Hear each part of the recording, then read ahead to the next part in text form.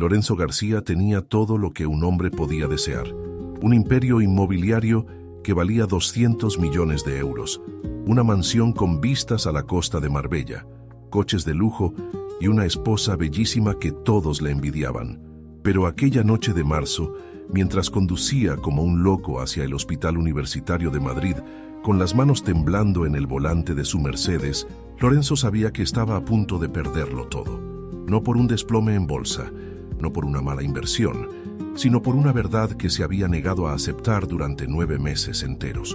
Su esposa Julia estaba dando a luz a un bebé que él había jurado que no podía ser suyo, un bebé al que él había llamado la prueba de la traición, un bebé por el que ya había preparado los papeles del divorcio y echado a su esposa de casa en el 7º mes de embarazo.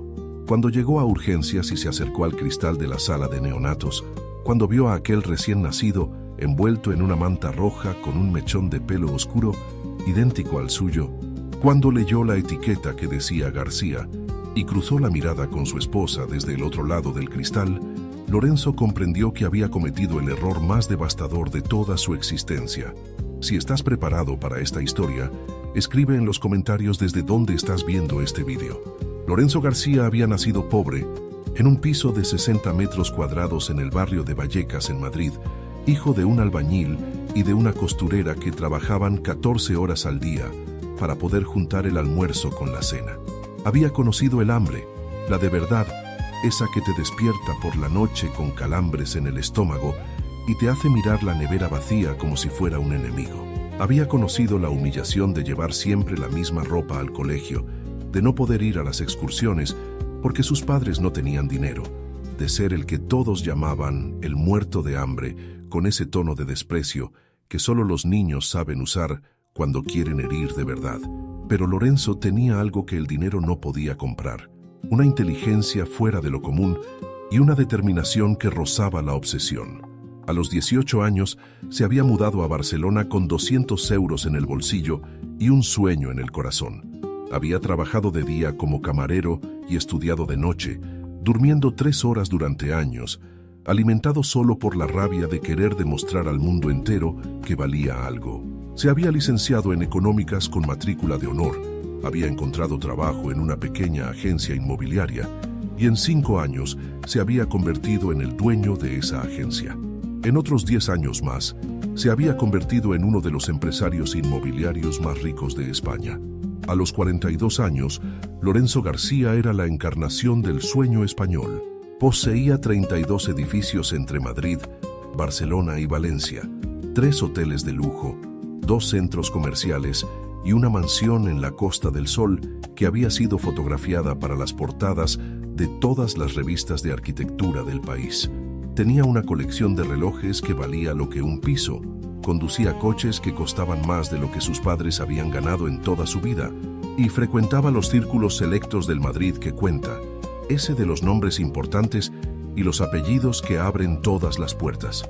Pero había algo que todo ese dinero no había conseguido comprar, algo que Lorenzo ocultaba como el más vergonzoso de los secretos. Lorenzo García era estéril. Lo había descubierto a los 35 años, cuando había empezado a pensar que quizás era el momento de formar una familia.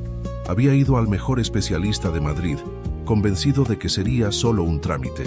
En cambio, el médico le había comunicado el diagnóstico: azoospermia completa, 0 espermatozoides, ninguna posibilidad de concebir de forma natural, una condición irreversible que convertía al gran Lorenzo García en un hombre que no podía tener lo único que realmente deseaba. Había consultado a otros 15 especialistas en 3 países diferentes. Había gastado cientos de miles de euros en tratamientos experimentales. Pero la respuesta siempre era la misma: era imposible. Al final, Lorenzo había guardado los informes médicos en una caja fuerte en su despacho y había construido alrededor de esa verdad un muro tan alto que a veces casi conseguía olvidarla. Entonces llegó Julia. La había conocido en una cena benéfica 3 años antes. Julia era la organizadora del evento, una mujer de 32 años con el pelo castaño cayéndole sobre los hombros como olas de seda, ojos verdes que parecían contener todos los secretos del mundo y una sonrisa que había iluminado aquella sala más que todas las lámparas de araña juntas. Lorenzo había quedado fulminado por la forma en que ella lo había mirado cuando él se presentó, esperando la habitual reacción de admiración. Julia lo había mirado como si nunca hubiera oído ese nombre, como si no le importaran nada sus millones, como si viera algo más allá de la fachada de éxito. Julia Martínez venía de una familia normal, padres profesores que le habían transmitido el amor por la cultura y la indiferencia por el dinero. Había estudiado historia del arte, trabajaba para una fundación que se dedicaba a restaurar obras en iglesias abandonadas y vivía en un apartamento en el barrio de Malasaña que costaba menos que la cuenta mensual de Lorenzo en el restaurante. Era todo lo que él no era, genuina, sencilla, desinteresada. Se habían casado un año después, en una ceremonia íntima en la iglesia del pueblo donde había crecido Julia, en un pequeño municipio de Asturias. Lorenzo había pensado que aquel era el día más feliz de su vida. No sabía que sería el principio del fin. El primer año de matrimonio había sido un sueño. Lorenzo había descubierto una felicidad que no creía posible, una serenidad que el dinero nunca había conseguido darle. Volvía a casa por la noche y encontraba a Julia esperándolo con una sonrisa. Cenaba con ella hablando de todo y de nada, se dormía abrazándola. Por primera vez en su vida, Lorenzo García no sentía la necesidad de correr, de conquistar, de demostrar algo a alguien, pero había una conversación que evitaba, un tema que esquivaba cada vez que Julia intentaba sacarlo: los hijos. Julia hablaba de ello con esa naturalidad de quien da por hecho que llegarán tarde o temprano. Decía que le gustaría tener 2, quizás 3, que imaginaba la mansión de Marbella llena de risas de niños. Y cada vez Lorenzo cambiaba de tema, inventaba una excusa, aplazaba a un futuro que sabía que nunca llegaría. Nunca le había contado lo de su esterilidad. Tenía miedo de que ella lo mirara de otra forma, de que lo viera como un hombre incompleto, de que lo dejara por alguien que pudiera darle lo que él no podía dar. Lorenzo García, el hombre que no tenía miedo de nada, estaba aterrorizado ante la idea de perder a la única persona que lo había amado por lo que realmente era. Así que había callado, y ese silencio se había convertido en una bomba de relojería. Era una tarde de mayo, casi 2 años después de la boda, cuando Julia volvió a casa con una expresión en la cara que Lorenzo nunca había visto. Una mezcla de felicidad, miedo y algo más que él no conseguía descifrar. Se sentó en el sofá del salón y le pidió que se sentara a su lado porque tenía algo que decirle. Lorenzo se sentó y en ese momento sintió algo dentro de él que empezaba a resquebrajarse. Sabía con esa certeza que a veces tenemos antes de conocer los hechos que lo que iba a oír lo cambiaría todo. Julia le cogió las manos. Lo miró a los ojos con esas pupilas verdes que él amaba más que cualquier cosa en el mundo y le dijo que estaba embarazada. 2 meses. Lo había descubierto esa tarde, después de semanas sintiéndose rara, cansada, con náuseas matutinas que había atribuido al estrés. Lorenzo se quedó inmóvil. Su cara no traicionó ninguna emoción, como si estuviera esculpida en piedra, pero dentro de él se estaba derrumbando un mundo entero. Embarazada. 2 meses. 2 meses en los que Lorenzo sabía con certeza matemática y médica que era imposible que hubiera sido él quien la dejara embarazada. El silencio se alargó durante segundos que parecieron horas. En su cerebro se estaban formando pensamientos que no quería pensar, conclusiones que no quería sacar, una palabra que empezaba a pulsar como un tambor cada vez más fuerte: traición. Cuando finalmente habló, su voz era fría como el hielo de las montañas. Le preguntó a Julia de quién era ese niño. La pregunta cayó entre ellos como una bomba, y Lorenzo vio en los ojos de su esposa primero confusión, luego incredulidad, luego algo que se parecía terriblemente al dolor. Julia respondió que ese niño era suyo, obviamente suyo. ¿De quién sino? No entendía la pregunta. No entendía por qué él la estaba mirando de esa manera. Era su marido, el hombre al que amaba, el hombre con quien había hecho el amor 1000 veces, y ella le estaba dando la noticia más bonita del mundo. Pero Lorenzo ya no la escuchaba. En su mente se había formado una certeza granítica. Su esposa lo había traicionado. Se levantó del sofá sin decir una palabra, fue a su despacho y cerró la puerta. Aquella noche durmió en el sofá de su oficina, y cuando volvió a casa al día siguiente, Todo había cambiado ya. Los meses que siguieron fueron un infierno. Lorenzo se había convencido de que Julia lo había engañado, y nada de lo que ella decía o hacía conseguía hacer mella en esa convicción.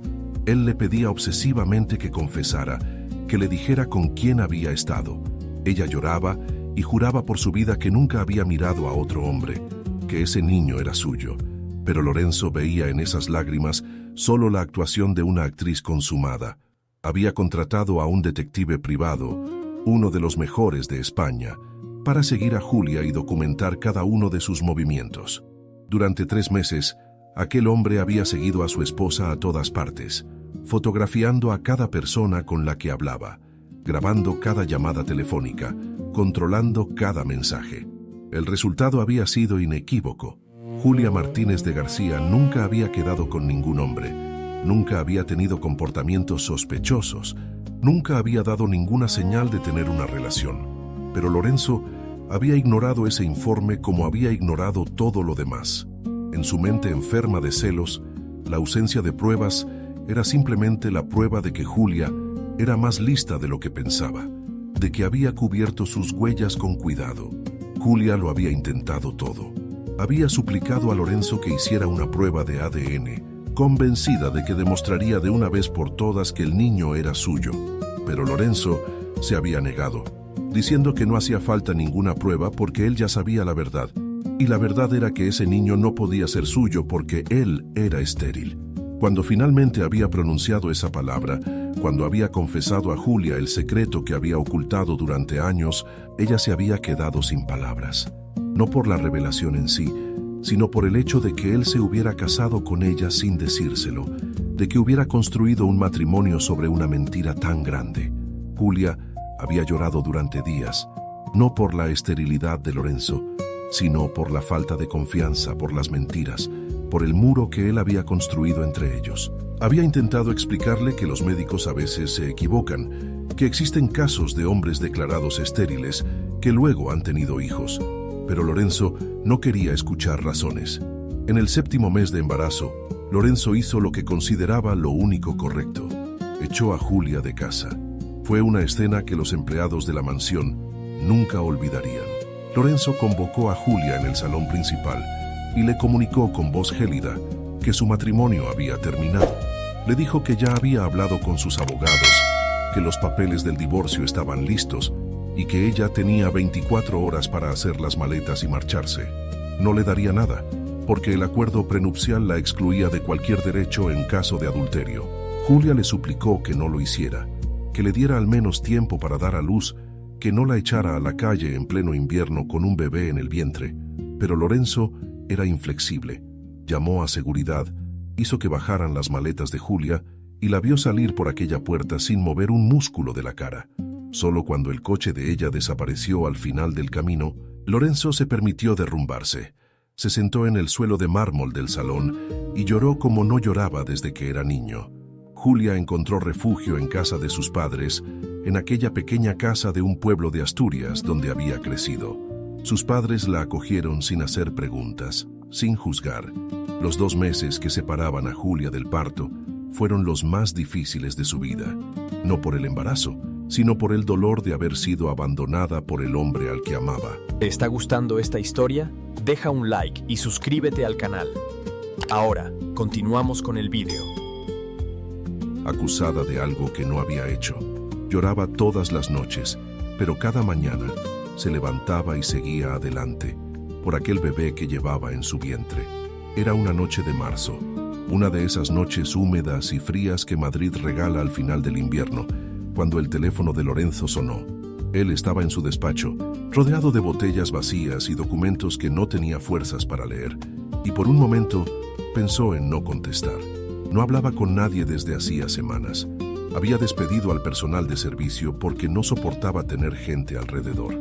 Pero algo le impulsó a mirar la pantalla, quizás el instinto, quizás la casualidad. El nombre que parpadeaba era el de Teresa, la madre de Julia, una mujer que nunca lo había llamado antes. Una mujer que probablemente lo odiaba por lo que le había hecho a su hija. Lorenzo contestó. La voz de Teresa era tensa, controlada, la de una persona que está luchando por mantener la calma.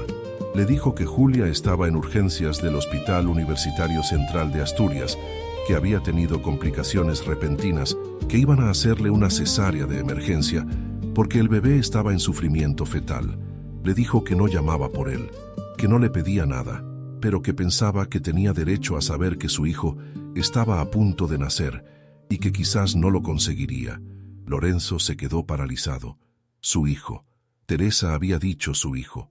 No el hijo de otro, no el bastardo de la traición, sino su hijo. Por un momento, en el cerebro de Lorenzo, se abrió una grieta en aquella certeza granítica que había construido durante los últimos meses. ¿Y si se hubiera equivocado? ¿Y si los médicos se hubieran equivocado? ¿Y si aquel bebé que estaba naciendo en ese momento, aquel bebé que quizás estaba muriendo, fuera realmente suyo? No recordó nunca cómo había llegado a su coche, cómo había arrancado. Solo recordó la carretera que corría veloz en la oscuridad, los faros que atravesaban la niebla, el corazón que latía tan fuerte que le dolía el pecho. Asturias estaba a 4 horas de Madrid, pero aquella noche Lorenzo llegó en poco más de 2, conduciendo a velocidades de locura. Cuando llegó al hospital ya había pasado la medianoche. Corrió por el aparcamiento, pasó la entrada de urgencias arrollando a quien se le pusiera delante. Preguntó a todos dónde estaba la maternidad. Encontró a Teresa en el pasillo del departamento, sentada en una silla con las manos juntas en el regazo, como si estuviera rezando. Cuando lo vio llegar, la mujer se levantó y lo miró con una expresión que él no consiguió descifrar. No era odio, era algo que se parecía a un cansancio infinito, mezclado con un destello de esperanza. Teresa le dijo que Julia llevaba media hora en el quirófano, que el bebé tenía el cordón umbilical enrollado alrededor del cuello. Le dijo también que Julia, antes de entrar en el quirófano, había preguntado por él. Había dicho que quería que estuviera presente en el nacimiento de su hijo. Se sentó junto a Teresa y esperó. Minutos que parecían horas. Luego, finalmente, la puerta se abrió y salió un médico. El médico dijo que el bebé había nacido, que era un varón, que pesaba 3 kilos 400 gramos y que después de un momento de dificultad inicial estaba fuera de peligro. Dijo también que Julia había perdido mucha sangre, pero que su estado era estable. Lorenzo sintió que las piernas le fallaban. Se apoyó en la pared para no caerse. El médico preguntó si quería ver al recién nacido. Lorenzo asintió sin hablar. Siguió al médico por el pasillo hasta llegar a una pared de cristal tras la cual estaba la sala de neonatos. El médico señaló una de las cunas, la que tenía la etiqueta que decía García, varón, nacido el 15 de marzo. Lorenzo se acercó al cristal y miró. Lorenzo se quedó delante de aquel cristal durante lo que pareció un tiempo infinito. No conseguía moverse, no conseguía apartar la mirada de aquella pequeña criatura envuelta en una manta roja que dormía plácidamente. El bebé tenía un mechón de pelo oscuro, tan oscuro que parecía casi negro, exactamente como el pelo de Lorenzo. Tenía las manitas pequeñas cerradas en puño, y aunque tenía los ojos cerrados, Lorenzo podía ver la forma de su cara, la línea de la nariz, la curva de los labios, y en cada detalle veía algo que le quitaba la respiración. Aquel bebé era idéntico a él, no parecido, no vagamente similar como todos los recién nacidos. Idéntico. Era como mirar una fotografía de sí mismo de bebé, una de esas pocas fotos descoloridas que su madre había guardado. Fotos en las que Lorenzo era un recién nacido con el mismo pelo oscuro, la misma naricita, el mismo hoyuelo en la barbilla. Lorenzo apoyó la frente en el cristal frío y cerró los ojos. Dentro de él estaba ocurriendo algo que nunca había sentido antes, un terremoto emocional que estaba devastando todas las certezas sobre las que había construido los últimos meses de su vida. Si aquel bebé se parecía tanto a él, si era tan evidentemente un García, entonces quizás no era hijo de otro hombre, quizás era realmente su hijo. Quizás los médicos se habían equivocado, y si se había equivocado, ¿qué le había hecho a Julia? Las imágenes empezaron a desfilar por su mente como una película de terror. Julia anunciándole el embarazo con los ojos llenos de alegría, y él mirándola con sospecha y desprecio. Julia llorando, jurándole que nunca lo había traicionado, y él llamándola mentirosa. Julia embarazada de 7 meses con la barriga enorme, suplicándole que no la echara de casa, y él llamando a seguridad. Lorenzo se miró las manos que temblaban. Aquellas eran las manos de un monstruo. Fue en ese momento cuando la vio. Julia estaba de pie al otro lado del pasillo, apoyada en el brazo de su padre. Todavía llevaba la bata del hospital. Tenía la cara pálida y demacrada por el parto, pero sus ojos, esos ojos verdes que Lorenzo había amado desde el primer momento, estaban fijos en él con una expresión que él no conseguía descifrar. No había odio en esos ojos, aunque debería haberlo. No había rabia, solo había una tristeza infinita, profunda como un océano. Una tristeza que hablaba de amor traicionado, de confianza destruida, de sueños rotos. Fue Julia quien se movió primero. Se soltó del brazo de su padre y empezó a caminar hacia él, un paso lento y fatigoso tras otro. Lorenzo se quedó inmóvil, mirándola acercarse. Cuando estuvieron cara a cara, separados solo por unos centímetros, Julia levantó la mano y la apoyó en el cristal, exactamente en el punto donde todavía estaba la huella de las manos de Lorenzo. Y con una voz que era poco más que un susurro, dijo solo 3 palabras: «Es tu hijo». Lorenzo se derrumbó. Las rodillas le cedieron y se encontró en el suelo frío del pasillo, sollozando como un niño, con las lágrimas surcándole la cara. Todo lo que había guardado dentro durante meses, la rabia, el dolor, los celos, el miedo, salió en un torrente que lo arrolló completamente. Julia se agachó junto a él, a pesar del dolor de la cesárea, a pesar de todo lo que él le había hecho.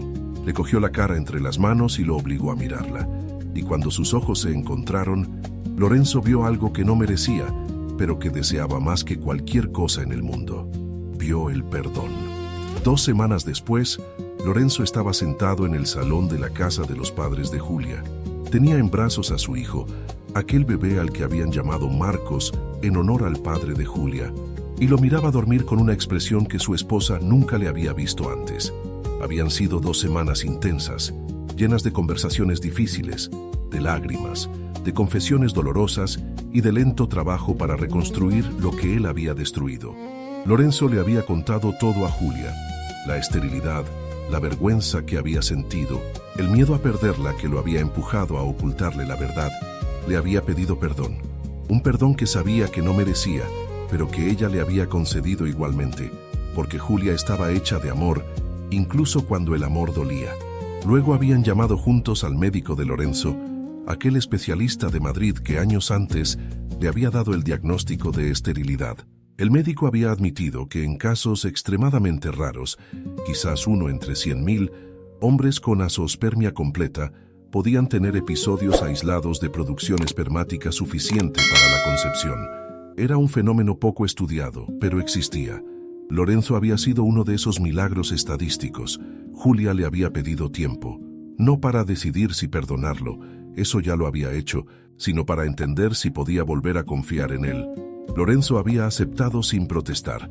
Por primera vez en su vida, había comprendido que había cosas que no se podían comprar, conquistar u obtener con determinación. Había cosas que tenían que ganarse, día a día, gesto a gesto. Había vendido la mansión de Marbella, convertida en el símbolo de todo lo que había salido mal.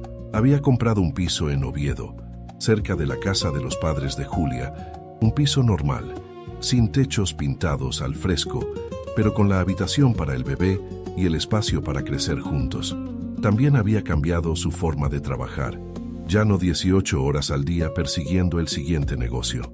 Había delegado la mayor parte del trabajo a sus colaboradores y había empezado a pasar el tiempo en casa, con su esposa y su hijo, cambiar pañales, preparar biberones, levantarse por la noche cuando Marcos lloraba, cosas que el viejo Lorenzo habría considerado por debajo de su dignidad y que el nuevo Lorenzo consideraba el mayor privilegio de su vida.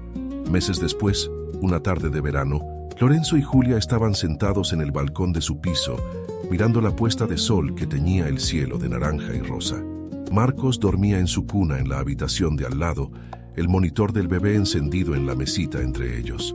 Lorenzo dijo que estaba pensando en lo estúpido que había sido, en lo cerca que había estado de perder todo lo que realmente importaba, en lo poco que le importaban ahora todo ese dinero que antes era el centro de su existencia. Dijo que estaba pensando en qué tipo de padre quería ser para Marcos, en cómo enseñarle que el valor de un hombre no se mide por la cuenta del banco, sino por la capacidad de amar y de pedir perdón cuando se equivoca. Julia se levantó de la silla, se sentó en su regazo y lo abrazó con esa fuerza suave que solo ella sabía tener.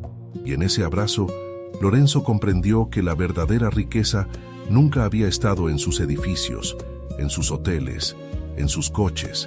La verdadera riqueza siempre había estado en el corazón de una mujer que lo había amado a pesar de todo, y en los ojos de un niño que lo miraba como si fuera el centro del universo.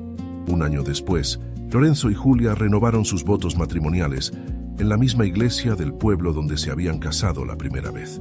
Fue una ceremonia sencilla, solo la familia y unos pocos amigos íntimos.